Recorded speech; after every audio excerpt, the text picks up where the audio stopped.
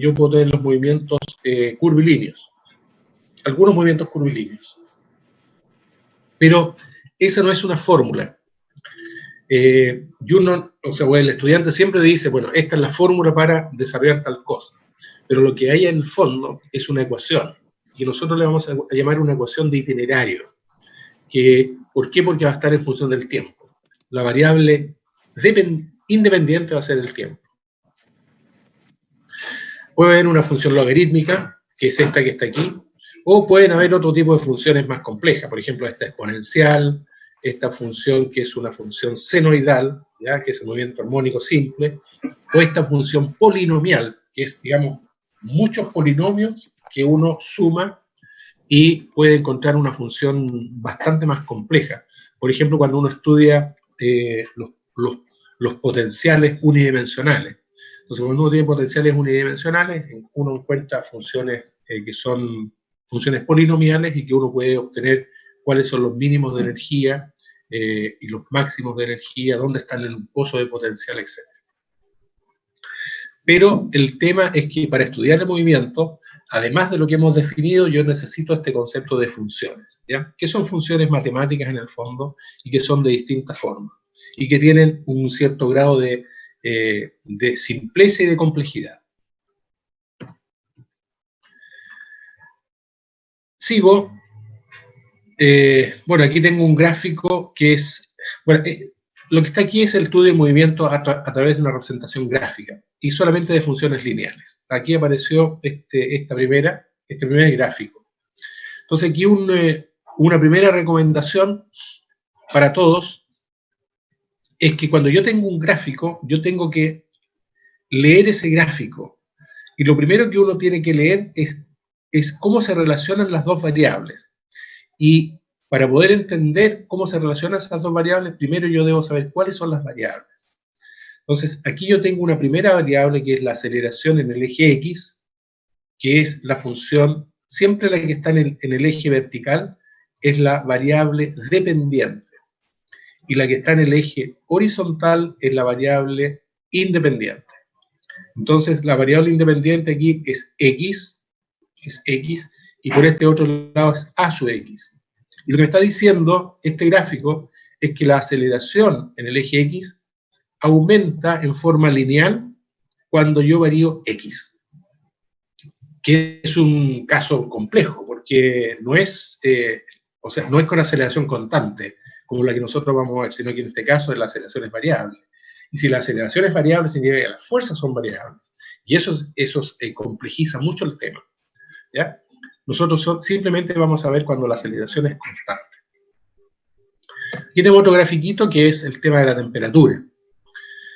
¿Y cuáles serían las variables aquí? Aquí yo tengo dos variables, de nuevo. Tengo una variable que es la variable dependiente, que es la temperatura en grados Fahrenheit, y tengo la temperatura en grados Celsius, que es la variable independiente. Y se encuentra una formulita entre ellos porque es una línea recta, cuando uno grafica todos estos valores. Entonces, ¿qué es lo que dice esta gráfica? Esta gráfica dice que a medida que yo aumento los grados Celsius, también aumentan los grados Fahrenheit, pero de manera lineal. Y uno puede calcular esta ecuación. Acá también se puede calcular la ecuación, pero aquí la resolví yo, y entonces la temperatura en grados Fahrenheit es 32 más 9/5 de la temperatura en grados Celsius, que es algo que es conocido por todo el mundo. Y en todos los libros aparece. Entonces, fíjense que si yo tengo un gráfico y tengo una función, o tengo una relación entre las variables, yo también puedo encontrar una función matemática asociada, ¿ya? Cuando son simples. Por ejemplo, las funciones lineales o cuadráticas se pueden resolver, ¿ya? Cuando es polinomial ya es un poco más complejo. Y lo último que tenemos aquí, que es bastante más aterrizado, ya es una masa que tiene dos coeficientes de roce, que más adelante lo vamos a desarrollar, estático y dinámico, se aplica una cierta fuerza, y entonces esa fuerza va aumentando respecto del tiempo. Entonces aquí tenemos el tiempo, que está medido en segundos, que está en el eje horizontal, y por otro lado tenemos la fuerza aplicada, que está en Newton, y lo que dice este gráfico es que la fuerza aumenta linealmente con el tiempo. Y yo puedo calcular una ecuación aquí, ¿cierto? Y relacionar P con T, y esa va a ser la fuerza que yo voy a aplicar en este caso, al bloquecito para poderlo mover. Entonces, estas últimas dos transparencias son importantes porque nosotros las vamos a buscar directamente. Primero, que yo puedo analizar o realizar el estudio de movimiento a través de gráficos o de funciones, ¿ya? Aquí tengo otra gráfica, que es una parábola, ¿cierto?, que relaciona la velocidad con el tiempo.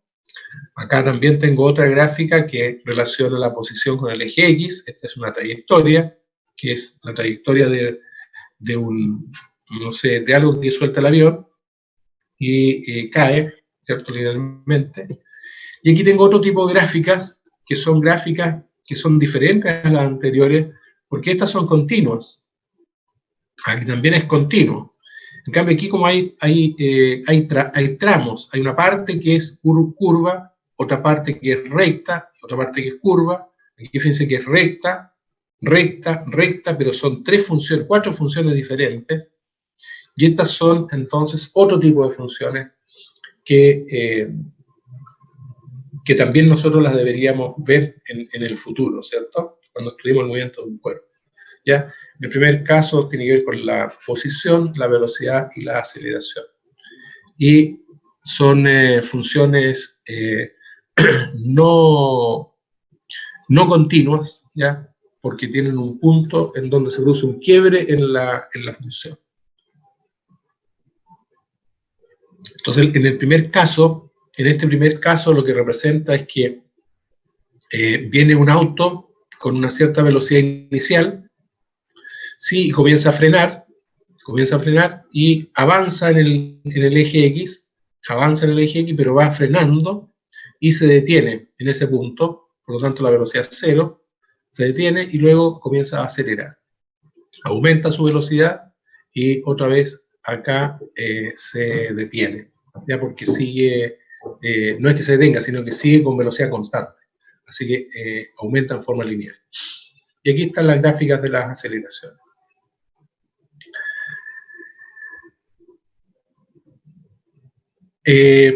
¿Preguntas hasta ahora? ¿Preguntas hasta ahora? ¿No? Bien. Me quedan, ¿cuántos minutos? 5 minutos todavía. Bueno, otro concepto que se necesita para estudiar el movimiento es la trayectoria. La trayectoria es el lugar geométrico por donde transita una partícula en el tiempo. Y normalmente es una función que relaciona la variable y con la variable x, ¿ya? Donde x se mide en metros e y también se mide en metros, y lo que hay allí es la trayectoria. Hay distintos tipos de trayectoria. Por ejemplo, la más simple de todas es la trayectoria rectilínea, que no está puesta aquí. Y la otra trayectoria es esta que está aquí, que es una parábola, que es el movimiento de una pelotita que rebota y tiene ese movimiento. Tenemos la trayectoria de los punteros de un reloj, ¿cierto? Y esta trayectoria, ¿cuál sería? ¿Cuál sería el movimiento que tiene estos punteros? ¿Qué trayectoria creen ustedes? Circular.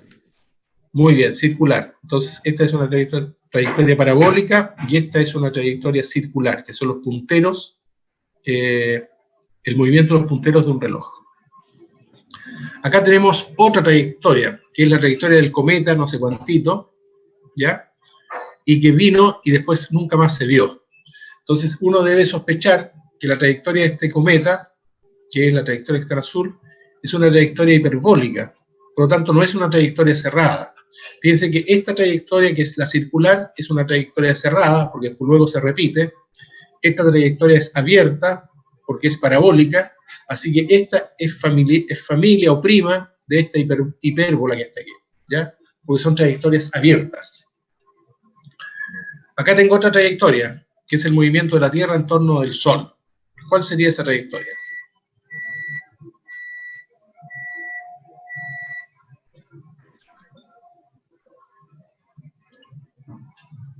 Igual es circular, pero no tiene No, como un centro.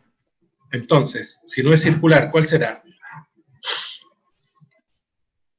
Una elipse, muy bien. Es una elipse porque está corrida al centro. Eso significa que esto tiene dos Sí, focos, ¿cierto? Dos focos. Y uno de los focos es el que ocupa el Sol. ¿Y esta trayectoria es abierta o cerrada? cerrado. Es una trayectoria cerrada, es como la del circular, es como el movimiento circular de los punteros de un reloj. Y aquí tenemos una galaxia. ¿Qué tipo de trayectoria tienen las estrellas en esa galaxia? Así al ojo clínico. Es una trayectoria espiral, ¿cierto? Es una trayectoria espiral.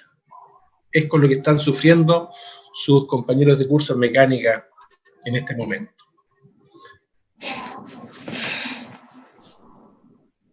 Bien, entonces, fíjense que este tipo de trayectorias, o sea, hay muchas trayectorias, yo les doy un ejemplo de ellas, y la idea es que nosotros podamos entender algunos movimientos que están relacionados con trayectorias parabólicas, rectilíneas y eventualmente elípticas, pero probablemente no las vamos a ver. Yo creo que nos vamos a encerrar simplemente en estos dos que están aquí, ¿ya? Ecuación de itinerario. Las coordenadas cambian con el tiempo de manera independiente. Al eliminar el tiempo, las coordenadas resulta, al eliminar el tiempo de las coordenadas resulta y se encuentra la trayectoria. Aquí está mal esta cuestión. Las coordenadas cambian con el tiempo de manera independiente. Al eliminar el tiempo de las coordenadas resulta la trayectoria. Vamos a eliminar lo que está aquí. Ahí está. Y lo que tengo puesto allí es una trayectoria parabólica, simplemente para indicarles que cada una de ellas, o sea, este punto que está aquí, que es un evento, ¿cierto? Tiene coordenadas X y Z en un cierto instante de tiempo. Cada una de estas tiene un X1, Y1, Z1, X2, Y2, Z2, y así sucesivamente, en un tiempo T1, T2, T3, etc. Y así se va formando esta trayectoria. Y luego el X, el Y y el Z son funciones del tiempo. Y estas entonces son las que se llaman las coordenadas, y se llaman ecuaciones de itinerario, cada una, o ecuaciones paramétricas.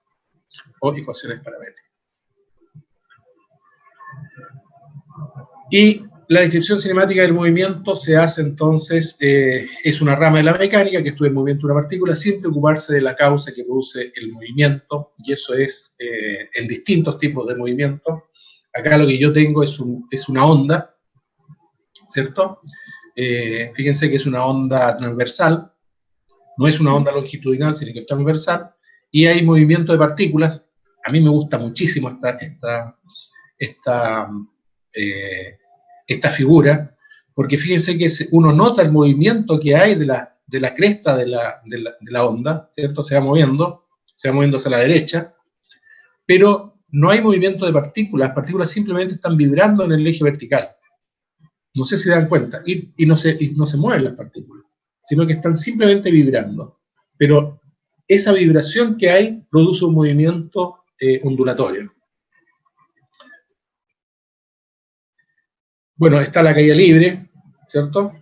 Que vamos a verla más adelante. Y que es un movimiento rectilíneo. Y este movimiento que es un movimiento parabólico, que es cuando yo encesto un balón en un aro de básquetbol. Así que todos estos movimientos son los que vamos a tratar de entender y estudiar un poquito más a fondo y ver sus ecuaciones, ver las ecuaciones de itinerario y ver cómo se puede resolver cada uno de sus problemas. Yo creo que lo voy a dejar aquí y no sé si hay alguna consulta.